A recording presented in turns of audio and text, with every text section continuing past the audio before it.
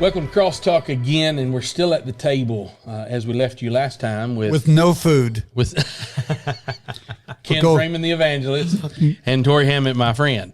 And when we left off with you last time, we were talking about some of those particular events that happen and that are just markers in ministry, and an extended session of preaching opportunity, and God just sitting down in the middle of that, and people's spirit about it.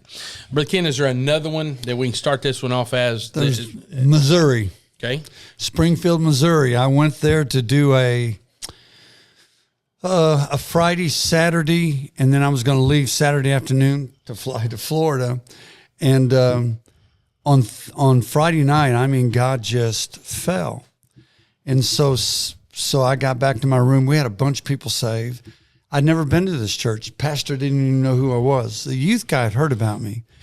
So Saturday morning, actually, he spoke to me Friday night. So Saturday morning, I'm going to speak a couple of times, and then I'm going to get on a plane and leave.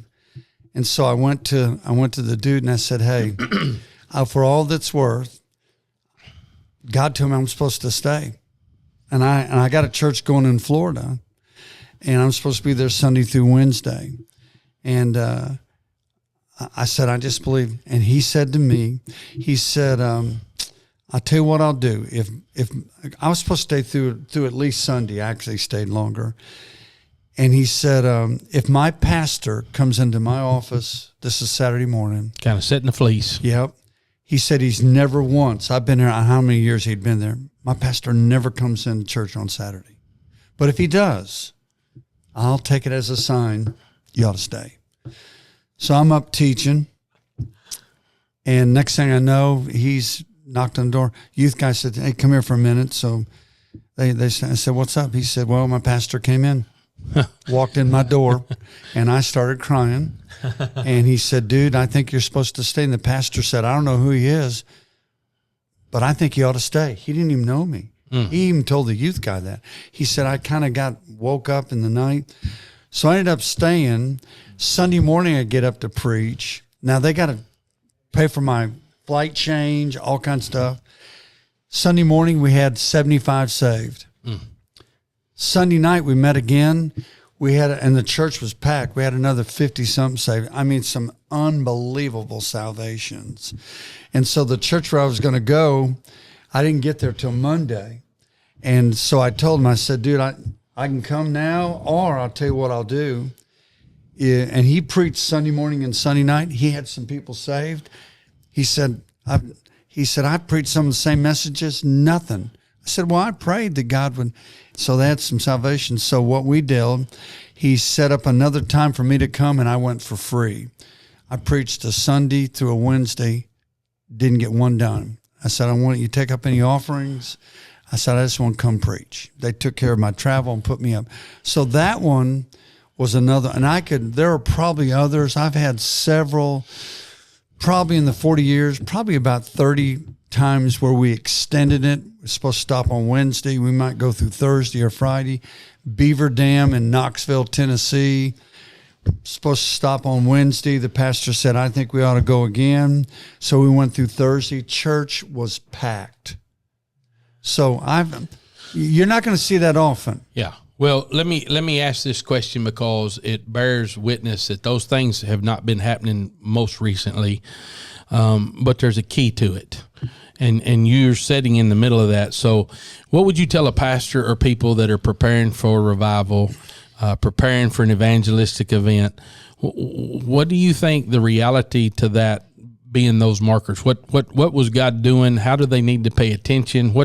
Explain that even in lay terms if you can, because unless you've been in the middle of it, it still may not make sense. But I think people need to know they're supposed to be paying attention.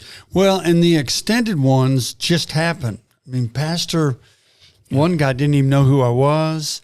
The other guy we extended, but it's pray, prepare, and plan.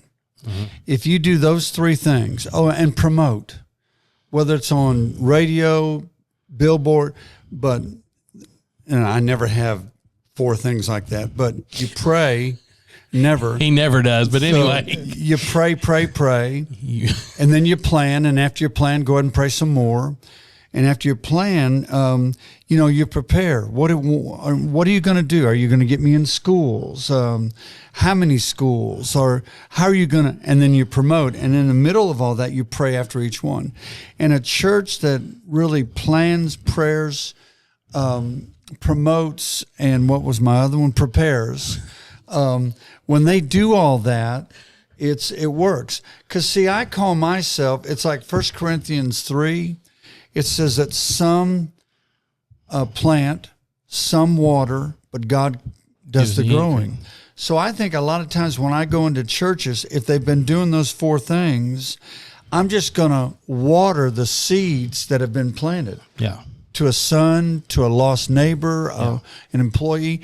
And so all I do is just preach. And so when that seed's planted and I begin to water that, God's going to grow it. Yeah.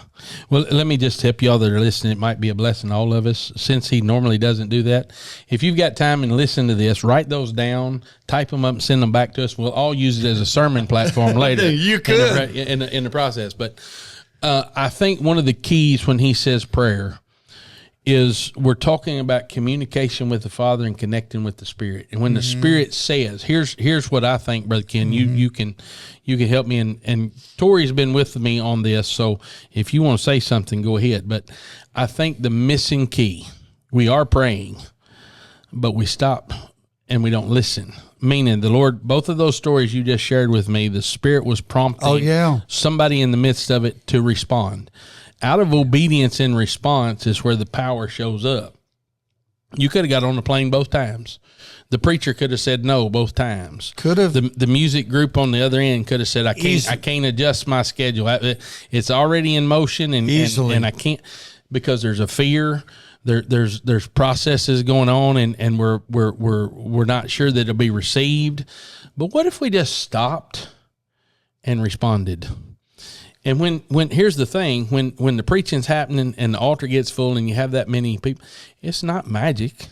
It's not some kind of when he says draw the net, it's not some kind of linguistic gymnastics that God's just working. And I think sometimes, which we're going to talk about here in just a second, sometimes I think there's been too much emphasis on people think that the evangelist is taking control or doing these kind of things, and people don't know how to draw the net. But example, Tori, you've seen it happen where it's just simple response. In his ministry, in our ministry, is there anything sticks out in your mind where there's just this opportunity, and if we just and we responded, and boom, there it is? Well, and I kind of put you on the spot, but yeah, I mean, I just think back through some of the events where there's been times we could have not done what God prompted us to do. We would have missed seeing that blessing because we wouldn't have used an evangelist. So I mean, Ken could have, some of the smaller events. In my spirit, I'm disappointed. Because I know the work and the preparation and all that goes into it, and the travel, and I'm thinking, man, it should be bigger than this. But God knew. Yeah, He knew what He was doing when 24 showed up. And He pulls the stool up and teaches right there, just completely changed. Because and I've seen you do similar in your evangelism too. But God prompts in that time, and you be obedient to it, and then He blesses it when somebody sitting over there like me is like, oh man, this is just not what I had planned, but. Yeah, it's just using and being obedient to the need for evangelists is the key, so that you can see some of this stuff. Well, here's one thing that I will say. I've encountered this, and you were there for this. It only takes one person to resist when God's speaking for it not to follow through. We had an event where a huge storm was, and I'm saying to the people, one guy got in the way. I'm saying, don't worry about it. We've prayed. Give it just a minute. And we'll go on with the show. That was a SummerSlam, right? Yeah, it was. Yeah, I remember it. And now, that gentleman, that artist did say, praise God. And he sat there, and a lot of times those artists don't sit there. Yeah. But he sat there with his legs crossed on the grass side stage and watched waited and watched the message, watched what happened, the move of God after the message. And he did say, the main thing just happened. Yeah. He was not upset, but we had somebody other than the artist step in and say, we can't do that. Yeah. No, you're right. And the reality was, God had already set the stage for everything that was going on, and we believed it. I got video of the clouds parting. Right on the party. So I say that to say, when those are in position and you've called on them and God is working in their life and they have a message, not a sermon, they have a message, I think you get out of the way and let God do what he wants to do.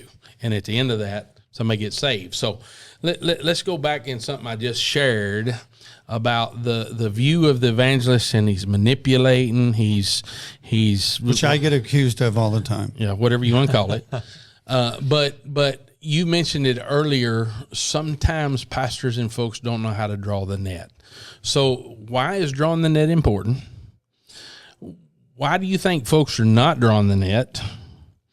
And how can we help them? So I went to Michigan, which is another country. Foreign land. I went to Michigan several times, but the guy that brought me in, he knew me. I've known him for 25 or so years. For those that support us up there, no offense, but it is another land. Go ahead. No, it's a mission field. Yeah. Because it's not the Bible Belt. Right. So he brought me in, and I preached at a church Sunday morning, Sunday night, and then Monday through Friday, I went to 5 different areas in Michigan and met with pastors. He did this on purpose.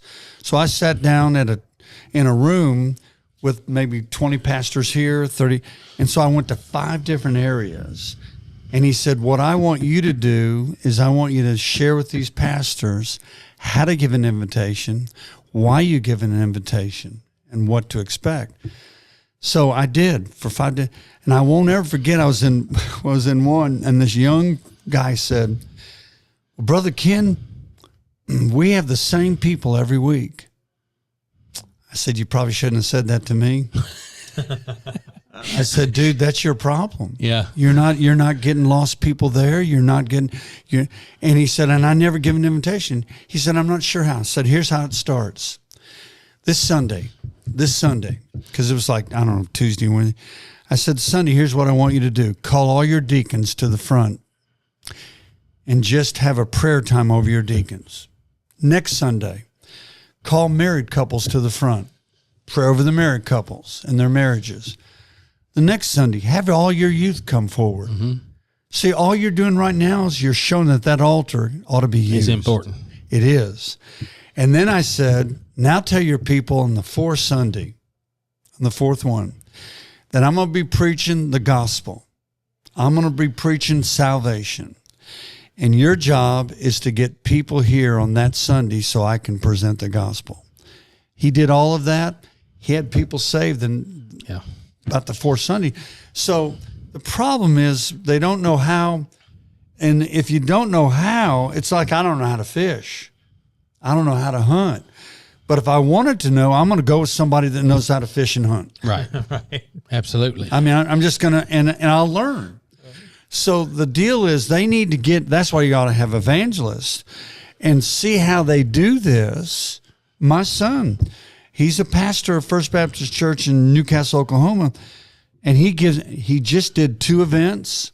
I'm not going to say where, but both of the youth pastors, it's rare, told my son not to give an invitation. They probably won't be back, but go ahead.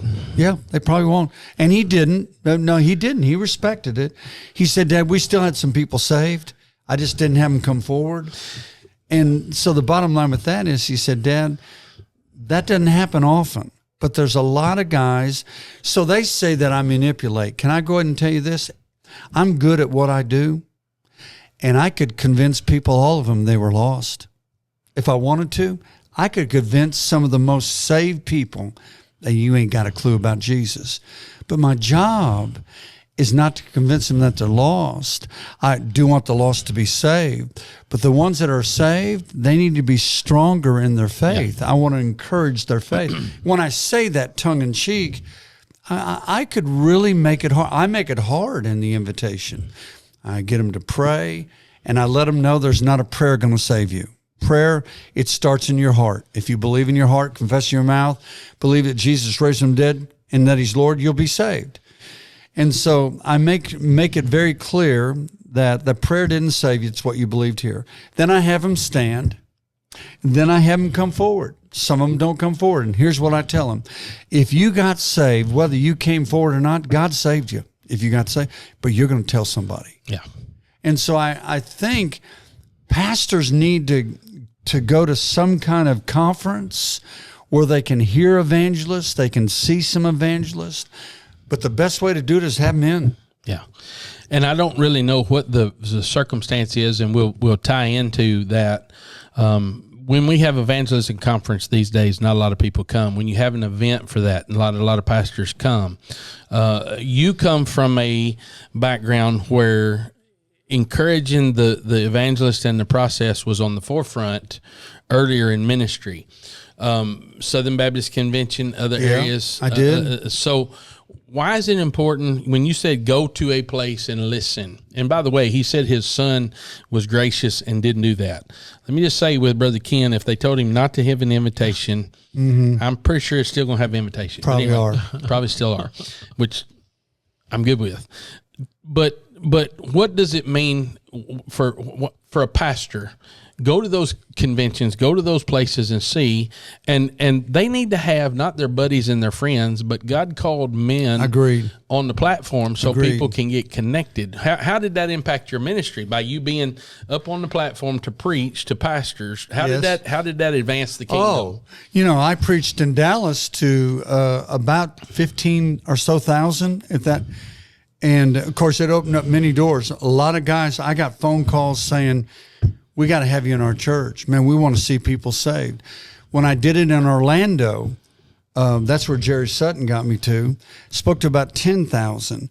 And so for me, I shared my story, and these guys are looking and going, and by the way, when I was in Dallas, Ronnie Floyd, I was done. I had a deal.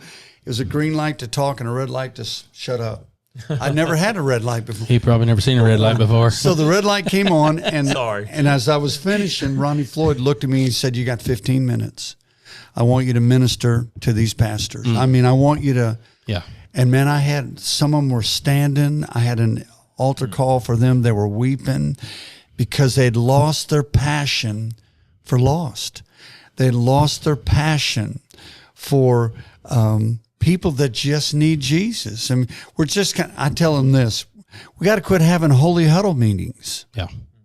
I mean, the Lions Club and the Rotary, whatever that is, they have their meetings and they sing songs and do all this, but we got to be better than a holy club meeting. Found people, find people. Yeah.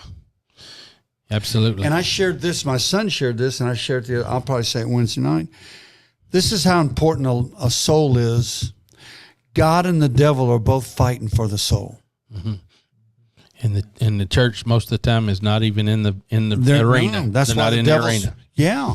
And so my deal is, you know what I did of course, I lived with a worship pastor. I lived in their camper, shoved them in their carport. But you know what I did? We had revivals all the time in our church. We had them in. Mm-hmm. Manly Beasley, Ron Dunn. I mean, incredible. Bertha Smith sat on a stage with Corey Ten Boom. And I want you to know this, that we had these conferences. Oh, yeah, I sat twice. And so here's the deal. My wife and I, we would, if we heard of other revivals, we went to them. Mm-hmm. Absolutely. I went to see what's this guy going to do. I'm going to give you even a better illustration.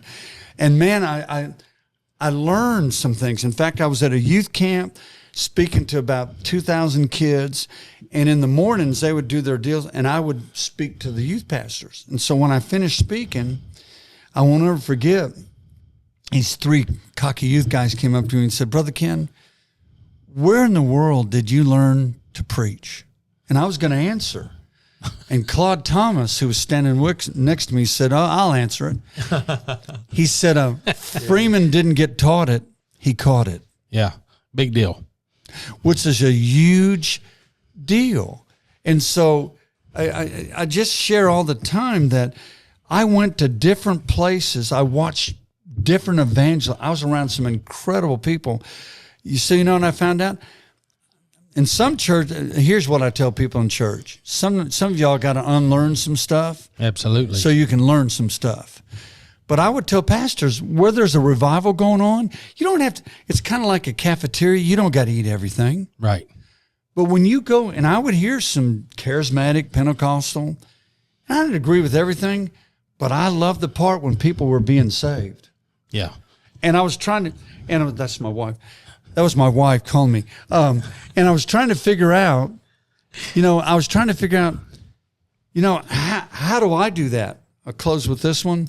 Craig Miller, who's no longer here, I helped him get in evangelism. He was unbelievable.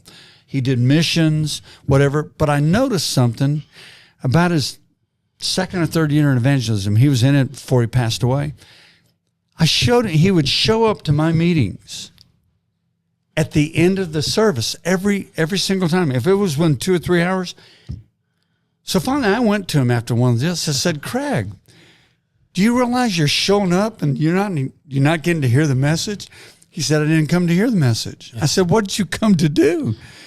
He said, dude, I do the same thing that you do. And when I give the invitation, nothing happens. Mm-hmm.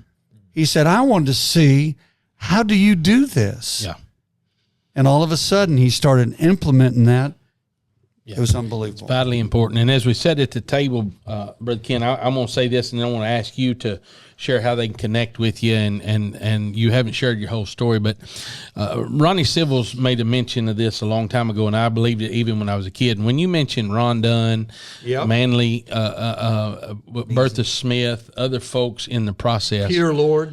There's just I had the privilege of taking Brother Jerry Spencer back home one day, a God-called vocational evangelist who had been impacted by W.A. Criswell, who had friendship with Adrian Rogers, who had get to the spot where the glory's poured out.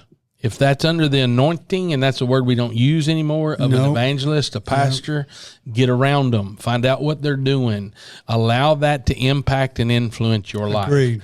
That's why Ken's at the table today. We're grateful that he's here. Brother Ken, there's two things. I know your story's out there, the story of your grandson and all the rest of it's out there. Yep. Hashtag but God. There's all kinds of things we could continue to talk about, but in brief, tell them how you want to they want to get a hold of you, and just close out by sharing with them your greatest heart for everybody that's out there. So I've been doing this 45 or so years, full-time evangelist. And I would tell you, when COVID came, I lost my road manager. He would carry my books, my merch. I would fly. He would pick me up. That's gone. So now I drive everywhere. It's kind of where I started. My assistant in my office, no more. So I do all my bookings. I have cards that I have that has all my personal information. On the back, it's got my Choices 101. I'm still doing schools. If you want me in the school, you go to choices101.com. Okay.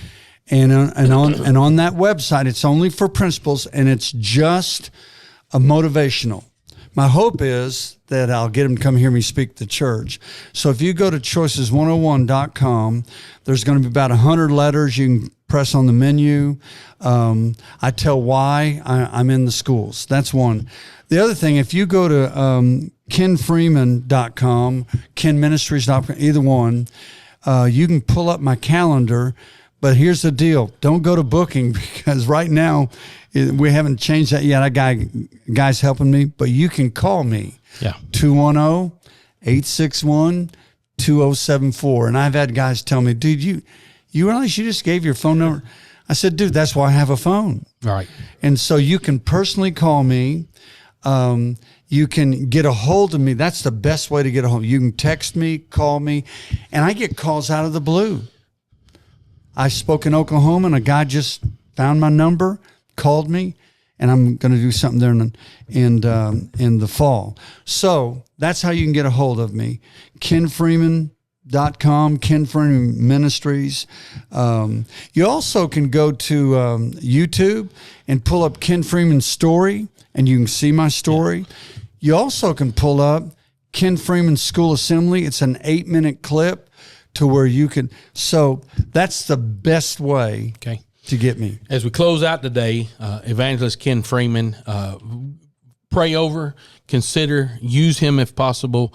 But the end result of him coming is this. We want to see people come to know Christ as their Savior. Amen. How do you do that? By simply putting your faith and trust in a God who gave his son to pay the penalty for your sin, because we're all sinners. When you submit to that and allow him to come into your life, everything changes. And that's why we're on here today. God bless, and hope to see you again. Thank you for joining us on CrossTalk Radio and for personally investing in the lives of so many others with your prayers and giving. If you would like to learn more about HR Ministries, visit hrministries.net.